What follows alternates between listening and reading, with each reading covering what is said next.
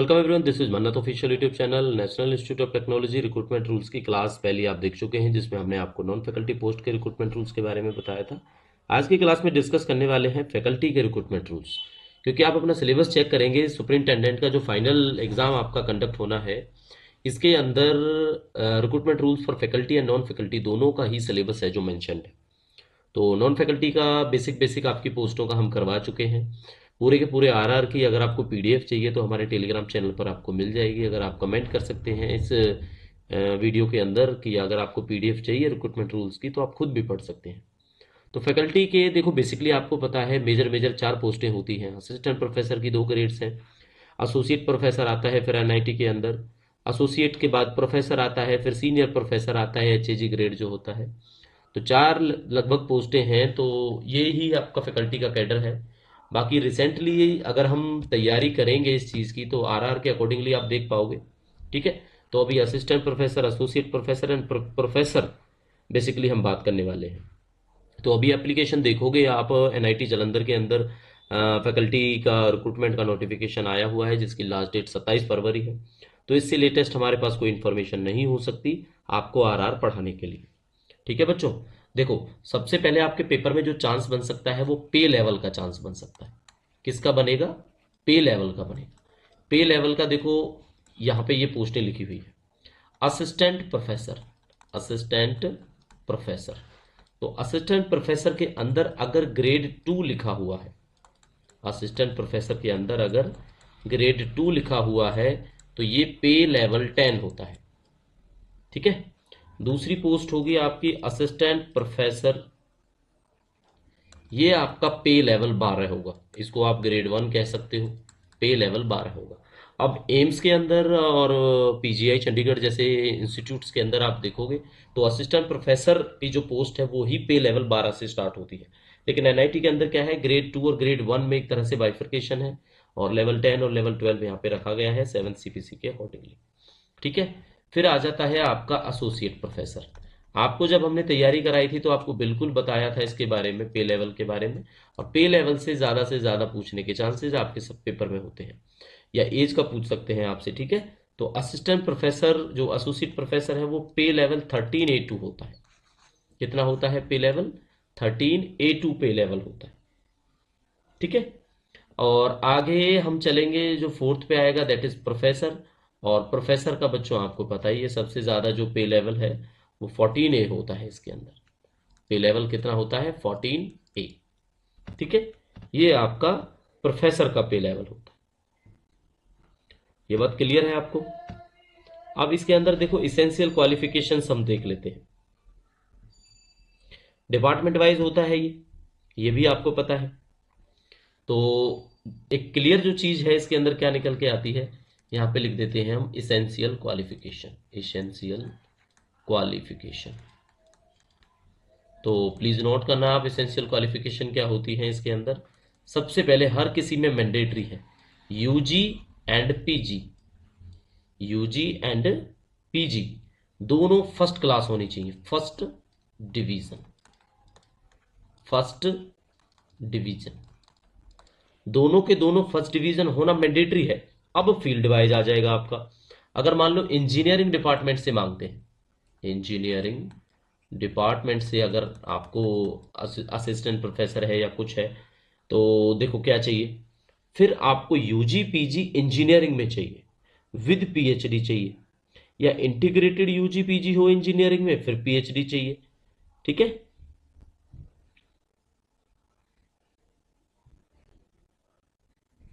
Clear? क्या क्या चाहिए आपको इंजीनियरिंग डिपार्टमेंट के लिए? यूजी चाहिए, पीजी चाहिए और पीएचडी चाहिए। यूजी पीजी एंड ये एच छोटा होता है पीएचडी। तो ये आपने याद रखना है कि इनके लिए यूजी पीजी और पीएचडी चाहिए।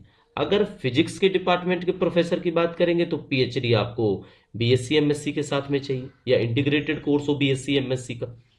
ठीक है। ये तो इंजीनियरिंग हो गया। यहाँ पे अगर जैसे फिजिक्स है तो फिजिक्स में क्या चाहिए?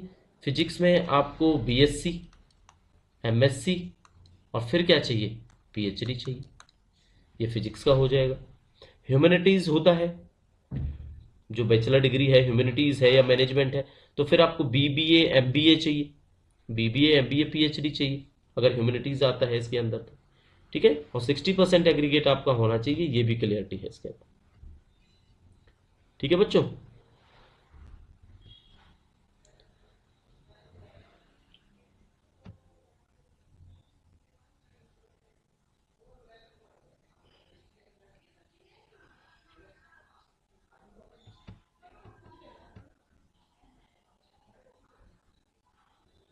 चलो। तो बाकी तो देखो, पढ़ने को बच्चों कुछ भी हो सकता है, बट आपके काम का इससे ज़्यादा नहीं रहेगा। ठीक है, जितना हमने आपको समझाया उससे आपके काम का ज़्यादा नहीं रहेगा। आपने हमेशा याद रखना है, असिस्टेंट प्रोफेसर लेवल 10 रहेगा, एसोसिएट प्रोफेसर 13A2 रहेगा, प्रोफेसर 14A रहेगा, ये आपने याद रखना है। ठीक है, चलो। ये तो आपके काम काम के जितने आरआर जितना आपको समझाना है, हमें जो लगता है सफिशिएंट है, इससे ज़्यादा आपको टेंशन लेने की ज़रूरत नहीं है आरआर के बारे में। गजट नोटिफिकेशन मिल जाएगा 2017 का आपको, जो आरआर बने थे जब फैकल्टीज़ के, तो वो पढ़ के आप टाइम वेस्ट बिल्कुल मत करना, क्योंकि हमने आपको एग्जैक्टली बताया था आपके पास 21 टॉपिक्स हैं। ठीक है, कितने टॉपिक्स हैं आपके पास? 21 टॉपिक्स हैं, और इसमें से 2 टॉपिक हैं जो थोड़े अलग हैं, 2 टॉपिक्स, जिसमें से आरआर है या यूजी पीजी का ऑर्डिनेंसेस है जलंधर का। ठीक है, दोनों का, एनआईटी जलंधर की अगर बात करें, तो इन 2 टॉपिक्स के लिए अपने 19 टॉपिक्स को आप बिल्कुल बर्बाद मत होने देना। ठीक है, इन टॉपिक्स पे फोकस करना बहुत जरूरी है। इन पे भी करो, हम इन्हें छोड़ने का नहीं बोल रहे, बट आप देखोगे तो पॉजिटिवली जितना आपको बताया है उसमें से आपका क्वेश्चन एक आधा आपको देखने को मिल जाए। ठीक है बच्चों, तो ये आरआर से संबंधित था जो हमें आपको बताना था, समझाना था। तो देखो बच्चों, अब ग्रेचुटी एक्ट के बारे में बात कर लेते हैं। अब बेसिकली ग्रेचुटी एक्ट अगर आप पढ़ोगे तो आपके लिए इतना बेनिफिशियल नहीं रहेगा, जितना कि ग्रेचुटी से संबंधित जितने भी फैक्ट्स हैं वो हम आपके साथ डिस्कस कर लेंगे, तो आपके पेपर के लिए सफिशिएंट रहेगा। चाहे आप एमसीआरई का पेपर दो, चाहे एनआईटी का दो, चाहे आईआईटी का दो, चाहे किसी और इंस्टीट्यूट का दो जिसके अंदर आपके service regulations and CCS rules के टॉपिक के सवाल आते हैं। तो देखो क्या है ग्रेचुटी। ग्रेचुटी का सीधा सीधा फंडा है, सबसे पहले आपने एक चीज समझनी है जिसको बोलते हैं एमोल्यूमेंट्स। ठीक है, एमोल्यूमेंट्स। तो एमोल्यूमेंट्स का मतलब समझो आप ग्रेचुटी के केस में। ठीक है, इसका मतलब होता है बेसिक पे। एमोल्यूमेंट्स का मतलब होता है बेसिक पे। एनपीए भी अगर किसी को मिलता है तो वो भी होता है इसके अंदर। ठीक है, एमोल्यूमेंट्स का मतलब क्या होता है? बेसिक पे होता है, नॉन प्रैक्टिसाइजिंग अलाउंसेस होता है अगर कुछ ऐसा मिलता है तो। इसके साथ में बच्चों आपको डीए दिया जाता है, जिसको बोलते हैं डियरनेस अलाउंस, जो होता है आपका महंगाई भत्ता, डियरनेस अलाउंस। ठीक है, अब ये बात भी आपको पता है कि बेसिक पे होती है, एनपीए वगैरह कुछ है तो वो होता है, और साथ में डीए जुड़ जाता है और एमोल्यूमेंट बन जाता है। ठीक है, यही होता है ना एमोल्यूमेंट। इस एमोल्यूमेंट्स का इस एमोल्यूमेंट्स का आपने एक चीज समझ के चलना है कि इसका हाफ, जितना भी हम सपोज कर लेते हैं ये 50,000 बनता है बेसिक पे, एनपी और डीए मिला के आपका, तो इसका आधा करो, तो जो हाफ होगा एमोल्यूमेंट्स का, हर 6 महीने के पीरियड पे क्वालिफाइंग सर्विस के, मतलब कि ग्रेचुटी यहां से समझते हैं एवरी कंप्लीटेड 6 मंथ्स, इस पर काउंट होती है, एवरी कंप्लीटेड 6 मंथ पर। और कितनी काउंट होती है? Half of emoluments. इसीलिए आपको हमने पहले एमोल्यूमेंट समझाया। ठीक है, 6 महीने की क्वालिफाइंग सर्विस पर हाफ द अमाउंट ऑफ एमोल्यूमेंट्स आपका ग्रेचुटी के अंदर जोड़ा जाता है। ठीक है, और पेंशन बच्चों कब नहीं मिलती ये भी आपको पता होना चाहिए। No pension. ठीक है, नो पेंशन कब है? 10 year qualifying 10 year qualifying service less than, इस पॉइंट को यहां पे ऐड करो। 10 साल से कम की अगर सर्विस होती है तो कोई पेंशन नहीं मिलती है, ये भी प्रोविजन है। ठीक है, हालांकि अब ये 10 साल की इस पे पेंशन तो नहीं मिलेगी, बट यहां पे हम कह सकते हैं बट ग्रेच्युटी मिलेगी। और ग्रेच्युटी हमने कितनी बताई आपको, 10 साल में। अगर मान लो किसी की 9 साल की सर्विस है तो कितने हो जाएंगे हाफ ईयर्स, आपको पता होना चाहिए। And it's 18 of half years. तो 18 साल की जितनी भी आपकी बेसिक या एनपीए या डीए मिला के जो सैलरी बनती है, उसका हाफ अगर आप करोगे, और उसके हाफ को साल में 2 बार आपने इसी तरह से जोड़ना है, हाफ हाफ सैलरी जुड़ेगी, बेसिक का इसका हाफ जो होता है। देखो समझना इस बात को आप। हम सपोज कर लेते हैं, सपोज हमने यहाँ पे लिखा सपोज, ठीक है। इमोल्यूमेंट्स, इमोल्यूमेंट्स हम मान लेते हैं इमोल्यूमेंट्स हैं किसी के 50,000, ठीक है। 50,000 इमोल्यूमेंट्स है तो हाफ कितना हो जाएगा बच्चा इसका, हाफ हाफ हो जाएगा 25,000। 25,000 का अगर 9 ईयर की सर्विस है, 9 ईयर सर्विस, ये एग्जाम्पल है, ये सपोज करना, इसको इसको इसके दायरे से बिल्कुल अलग रखना, ठीक है। कंफ्यूज मत होना आप इस चीज में। 9 ईयर की सर्विस है तो देखो 25,000 रुपये उसके हर 6 महीने में बनते हैं, तो साल में कितने बनेंगे उनके, सीधी बात है 50,000 बनेंगे। और 9 साल के कितने बनेंगे, 4,50,000। तो ये ग्रेचुटी है जो उनको मिलेगी। इस तरह से कुछ प्रोविजन होता है ग्रेचुटी का, ठीक है। एग्जैक्टली क्योंकि हम देखो प्रैक्टिकली तो बात नहीं कर पाएंगे, ट्यूटर हैं, हम बात करेंगे थ्योरेटिकली जो सेक्शन पढ़ते हैं। तो थ्योरेटिकली सेक्शन हमेशा यही बोलता है कि जो सर्विस ग्रेचुटी है वो half months emolument for every completed 6 month, यानी कि 1 महीने का जो इमोल्यूमेंट्स है उसका आधा कर दोगे तो हाफ मंथ का इमोल्यूमेंट आ गया, और हर 6 महीने के कंप्लीशन पे वो आपका ऐड होता रहेगा। तो हमने वही किया है, 25,000 और 25,000, तो साल के अंदर आपका 50,000 हुआ, 9 साल के अंदर आपका 4,45,000 हुआ। तो यही सर्विस ग्रेचुटी है आपकी, ठीक है। तो ये बात आपने याद रखनी है। अब एक होती है रिटायरमेंट ग्रेचुटी, इस टॉपिक को समझना है, रिटायरमेंट ग्रेचुटी। अब देखो इस क्लास पे हमने फोकस क्यों किया, इस क्लास पे इसलिए फोकस किया, आपके एनआईटी के सिलेबस के अंदर आप देखोगे तो आरआर है, यूजी और पीजी के जो ऑर्डिनेंसेस हैं, अब ये ऑर्डिनेंसेस हैं हम मेंबर्स को शेयर कर चुके हैं, जो इसमें अमेंडमेंट हुए हैं आप थोड़ा सा पढ़ना, ठीक है, उतना आपके लिए सफिशिएंट रहेगा। और ग्रेचुटी के लिए बारे में अभी क्लास करवा रहे हैं और इसमें सारा का सारा ग्रेचुटी हम खत्म करने वाले हैं। तो रिटायरमेंट ग्रेचुटी बच्चों किनको मिलती है, after completion of 5 years qualifying service, ठीक है। 5 ईयर क्वालिफाइंग सर्विस कंप्लीशन पर ही जो रिटायरमेंट ग्रेचुटी का प्रोविजन है जो मिलता है। और इसमें जो प्रोविजन है ना बच्चों, वो होगा 1/4 of equal 1/4 of emoluments for every 6 months. होता है ये 6 मंथ्स के अकॉर्डिंगली ही काउंट है, ये भी याद रखना है। बट इस केस में जो अगर रिटायरमेंट ग्रेचुटी, वो पहले जो हमने बताया ना वो सर्विस ग्रेचुटी है, कंफ्यूजन मत पालना इस क्वेश्चन पे। यहाँ पे आपको बता देते हैं, ये जो हमने आपको, चलो आगे चलते हैं, ये जो हमने आपको समझाया ये आपका यहाँ पे लिख देते हैं सर्विस, ठीक है। क्या है ये, सर्विस ग्रेचुटी है, सर्विस ग्रेचुटी, ठीक है। सर्विस ग्रेचुटी और रिटायरमेंट ग्रेचुटी दोनों में फर्क है। रिटायरमेंट ग्रेचुटी 1/4 होती है एमोल्यूमेंट्स का, सर्विस ग्रेचुटी हाफ होती है एमोल्यूमेंट्स का, ठीक है। चलो, और जो ये रिटायरमेंट की ग्रेचुटी आपने भी सुना होगा, ये मैक्सिमम इसकी एक लिमिट है, तो मैक्सिमम लिमिट कितनी है, ये 16.5 गुना हो सकती है बस, 16:1/2 टाइम्स द एमोल्यूमेंट्स, ठीक है। या ये हो सकती है बच्चों 20 लाख,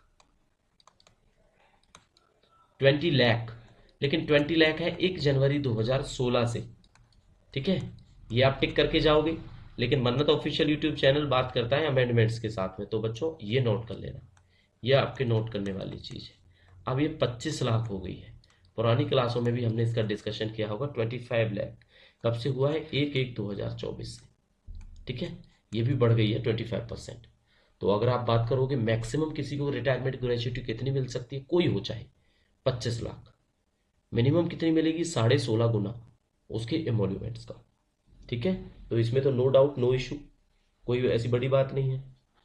ठीक है, ये बात आपको बता रखी होगी। ये रिटायरमेंट के केस में होता है, एक होती है डेथ के केस में, जिसको बोलते हैं हम लोग डेथ ग्रेच्युटी। क्या बोलते हैं इसको हम? Death gratuity. डेथ ग्रेच्युटी का केस सीधी सी बात है एम्प्लॉय की डेथ के केस में होता है, लेकिन इसमें रूल है, इसको थोड़ा सा याद कर लेना। दो हिस्सों में हम डिवाइड करेंगे और रूल वाइज आपको समझाएंगे। ठीक है, यहाँ पे सर्विस लिखेंगे, जो क्वालिफाइंग सर्विस है, सर्विस ये है लेस देन 1 ईयर। अगर 1 साल से कम की सर्विस है तो ये है डेथ ग्रेच्युटी। डेथ ग्रेच्युटी, तो ये बच्चों रट लेना, याद कर लेना। ठीक है, हम अच्छे से समझा देंगे, रटने की जरूरत नहीं पड़ेगी। तो 1 साल से कम की अगर सर्विस है तो डेथ ग्रेच्युटी बनती है 2 टाइम्स। और ये जितने भी टाइम्स हम कराएंगे ना आपको इनटू, ये आप याद कर लेना, ये मंथली इमोल्यूमेंट्स होंगे, मंथली इमोल्यूमेंट्स। अब आप मत पूछना हमसे कि इमोल्यूमेंट्स क्या है। जिन बच्चों को लगता है इमोल्यूमेंट्स क्या है वो क्लास को थोड़ा सा बैक में जाएं और आपको पता लग जाएगा पास्ट में। ठीक है, कि हमने इमोल्यूमेंट्स के बारे में क्या बताया हुआ। 1 साल से कम, 1 साल से ज्यादा लेकिन 5 साल से कम, तो 1 to 5 ईयर्स। 5 साल से कम है बच्चों, ठीक है, 5 साल मत समझना इसको, 5 साल, 5 से कम। ठीक है, तो इसमें होती है 6 गुने मिल जाती है आपको, 6 टाइम्स, और ये एज इट इज रहेगी। ठीक है, और ये 5 ईयर और 5 से 11 ईयर, यानी 11 से कम रहेगा। ठीक है, तो इसमें आपको मिलेगी 12 गुने, टाइम्स, टाइम्स। ठीक है, ये भी क्लियर हो गया आपको। अब आ जाती है सर्विस की बात कि या तो 11 साल हो और 11 से लेके 20, लेकिन 20 से कम। ये जहां जहां हमने लिखा है ना 1 to 5, इसका मतलब 5 से कम।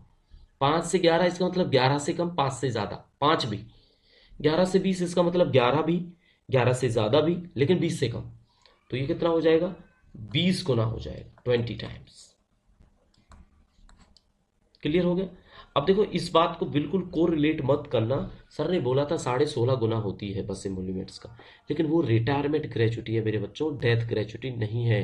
Death gratuity always greater than retirement gratuity. आपको लग जाएगा आइडिया। ठीक है, हो गया। और अब मान लो किसी की 20 साल से ज्यादा की सर्विस है या उससे ज्यादा की सर्विस है, तो उनको मिल जाएगा, कितना मिल जाएगा? 33 टाइम्स मैक्सिमम।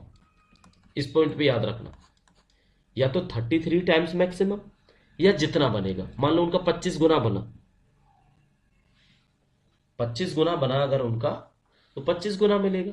मैक्सिमम 33 गुना मिल सकता है, 33 टाइम्स ऑफ एमोल्यूमेंट्स, क्योंकि हर 6 महीने में जो है काउंट हो गई हाफ मंथ ऑफ एमोल्यूमेंट। ये सर्विस ग्रेच्युटी के जैसा ही होता है। समझ में आया आपको ये बात क्या हम बताना चाह रहे हैं?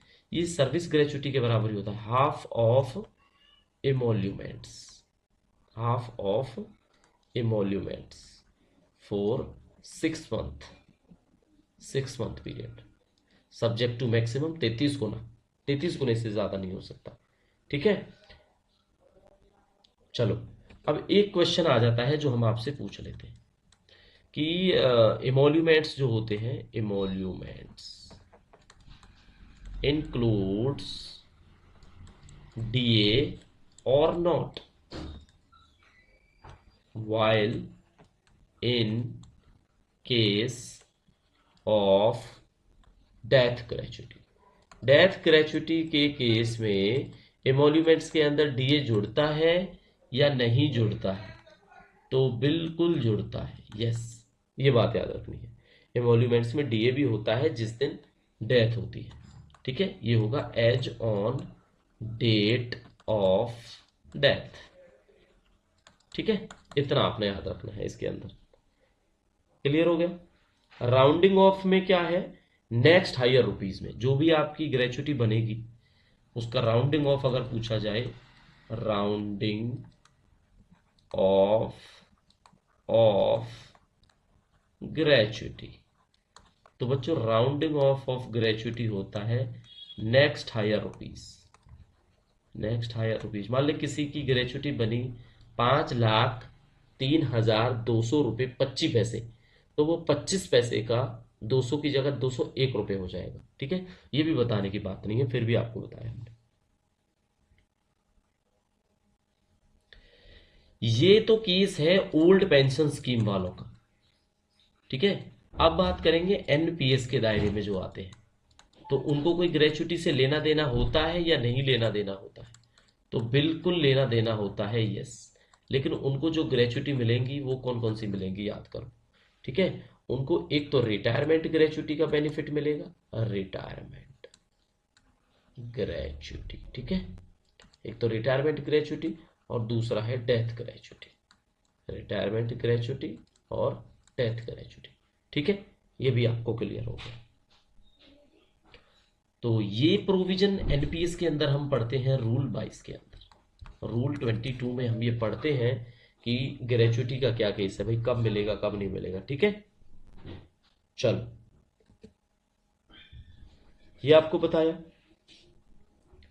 अब जो डेथ ग्रेचुटी है वो किसको दी जाएगी भाई, ये भी बात है। तो इसमें कुछ नहीं करना, आपने सिंपल समझना है, जो भी नॉमिनी है, जो भी एलिजिबल मेंबर है, उनको मिलता है, नॉमिनी को मिलता है डेथ ग्रेचुटी।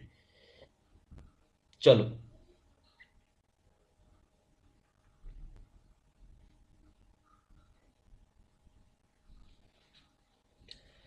एक होती है रेजिडरी ग्रेचुटी।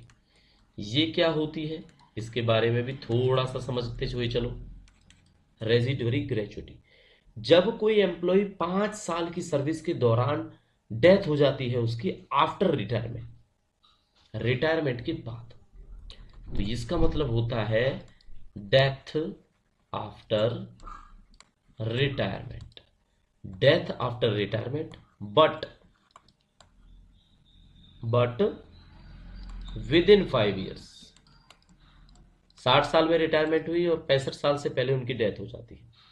इस केस में क्या होगा, जो भी टोटल अमाउंट उनको मिला पेंशन के नाम पे, सर्विस ग्रेचुटी के नाम पे, या जो डियरनेस रिलीफ होता है पेंशन का, that is DR, retirement gratuity होती है, कम्यूटेशन होती है।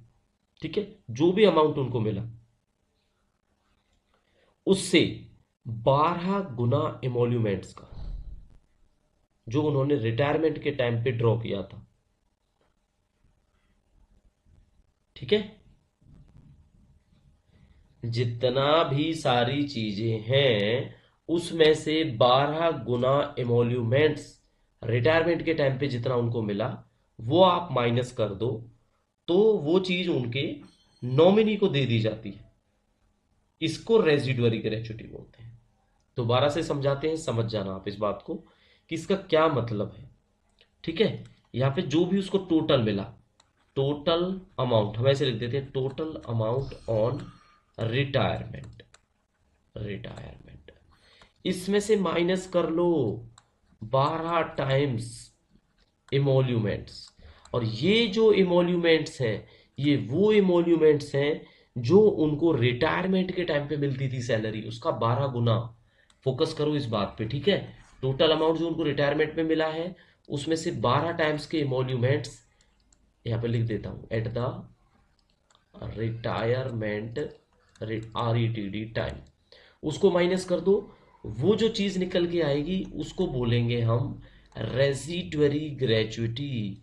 और ये किसको पे की जाएगी, ऑब्वियसली नॉमिनी को पे की जाएगी। चलो, बहुत अच्छी बात है जो आपको समझाई हमने। और डेथ ग्रेचुटी का हम आपको बता ही चुके हैं कि फैमिली को मिलता है।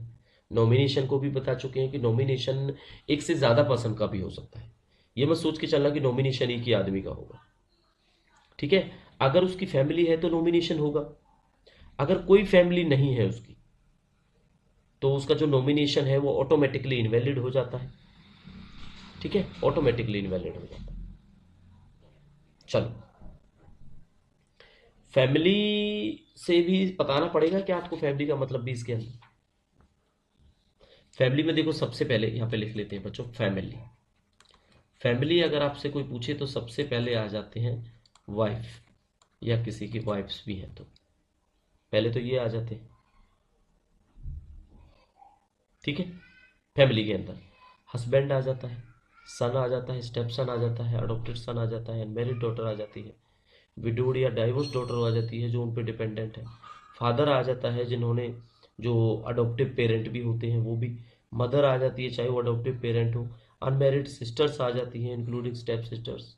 ठीक है, तो ये बहुत बड़ा परव्यू है फैमिली का। फैमिली का बहुत बड़ा परव्यू है, इसके लिए कोई बड़ी बात नहीं है समझना। ठीक है, पेमेंट देखो, जब अगर कोई मान लो कोई नॉमिनेशन है ही नहीं, पहले नॉमिनेशन नहीं है तो क्या होता है, तो रिटायरमेंट की जो ग्रेच्युटी है, जो मान लो डेथ के टाइम पे या ड्यू नहीं की गई थी, तो पे नहीं की गई थी, तो अगर कोई भी नॉमिनेशन नहीं है तो इक्वल शेयर्स हो जाते हैं उनके surviving members of the family में, इक्वल शेयर्स हो जाते हैं surviving member of the family में। ऐसा पेमेंट का प्रोविजन होता है इसके अंदर। ठीक है, कब नॉमिनी को आप डिबार कर सकते हो, nominee debarred, a nominee debarred to receive retirement gratuity, retirement gratuity and death gratuity, and death gratuity। बताओ आप कब कर सकते हो ये ऐसा काम? किसी नॉमिनी को डिबार कर देना है कि भाई आपको नहीं मिलेगा, जब उनको एम्प्लॉय के मर्डर में कन्विक्टेड पाया जाए। ठीक है, तो अदर एलिजिबल मेंबर्स को दे दिया जाता है, फिर नॉमिनी को नहीं दिया जाता। ठीक है, कन्विक्टेड, कन्विक्टेड फॉर मर्डर या किसी के साथ में मिला हुआ पाया जाए ऑफ एम्प्लॉय, क्योंकि ऐसे तो कोई पेंशन के लिए, रिटायरमेंट ग्रेच्युटी के लिए कर सकता है, तो भाई उनको डिबार कर देंगे चाहे भले ही वो नॉमिनी है। ठीक है, अगर मान लो किसी की फैमिली है ही नहीं, मान लो कोई सिंगल पर्सन है, तो जितना भी रिटायरमेंट ग्रेच्युटी, डेथ ग्रेच्युटी का जो पैसा बनता है ना, वो एक जो सक्सेशन सर्टिफिकेट है उनका, उनको दे दिया जाता है। ठीक है, और अगर कोई सक्सेशन सर्टिफिकेट में भी नहीं है तो ये लैप्स हो जाता है, सीधी सी बात है। अगर कोई नॉमिनेशन नहीं है, सिंगल एम्प्लॉय है, सिंगल फैमिली मेंबर है, वो जो भी एम्प्लॉय है, तो क्या है, वो लैप्स हो जाता है फिर। ठीक है,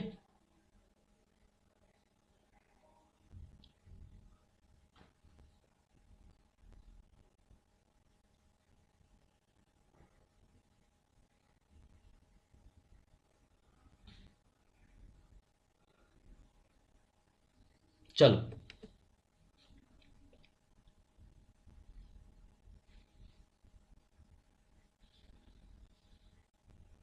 रिकवरी की बात कर ले। अगर मान लो कोई रिकवरी की बात करनी है किसी ने, रिकवरी ऑफ ग्रेच्युटी, क्या ऐसा भी होता है? रिकवरी ऑफ ग्रेच्युटी होती है या नहीं होती है, ये बताना है।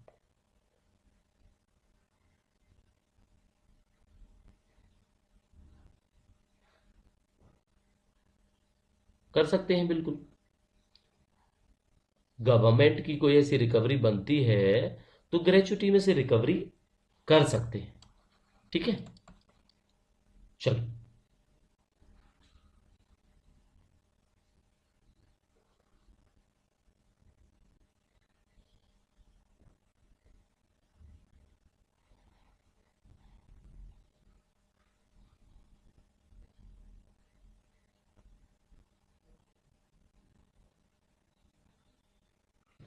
मान लो गवर्नमेंट एकोमोडेशन है, एक क्वेश्चन और आता है, ये है एम्प्लॉय, ग्रेच्युटी की ही बात कर रहे हैं, ये इन्होंने लिया हुआ था अकोमोडेशन।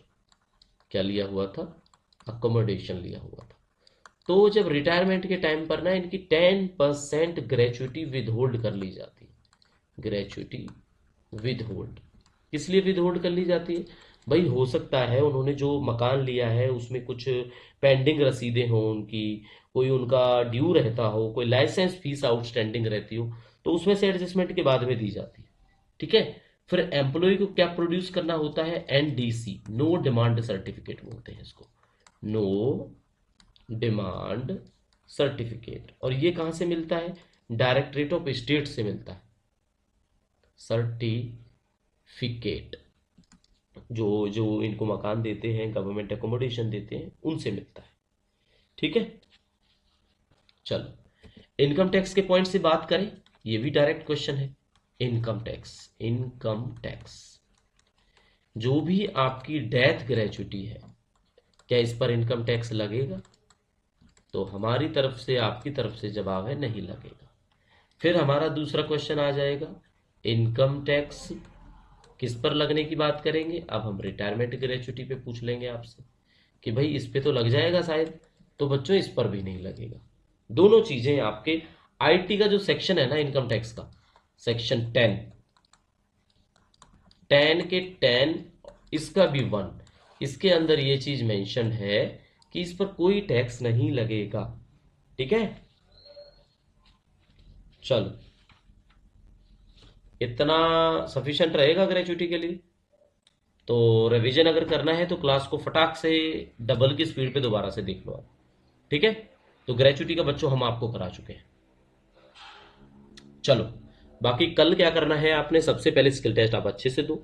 स्किल टेस्ट के बाद आपको पता लग ही जाएगा आपका स्किल टेस्ट कैसा रहा, उसका रिजल्ट आप कैसे देख पाओगे। आज हमने नोटिस डाला है अपने टेलीग्राम चैनल पर, लॉगिन करोगे आपको पता लग जाएगा आपका स्किल टेस्ट क्लियर हुआ है। छोटा सा मैसेज आप हमारे लिए पुट कर सकते हैं कि सर हमारा स्किल टेस्ट क्लियर है और एलिजिबल कैंडिडेट्स में से हम स्टेज 3 के एग्जाम के लिए एलिजिबल है। तो स्टेज 3 के लिए क्या करना है, ये जो पढ़ाया जा रहा है वो काम आ जाएगा स्टेज 3 के अंदर। फिर आपने 26 को ही, जैसे ही कल स्किल टेस्ट हो जाता है, तुरंत के तुरंत आपने लग जाना है अपने फाइनल एग्जाम की तैयारी में। ठीक है, एक दिन का टाइम मिलेगा आपको 27 तारीख का, 28 को आपका पेपर हो जाएगा। ठीक है बच्चों, चलो हमारी तरफ से शुभकामनाएं, पढ़ते रहिए, मिलेंगे नेक्स्ट क्लास में, तब तक के लिए thank you and see you soon.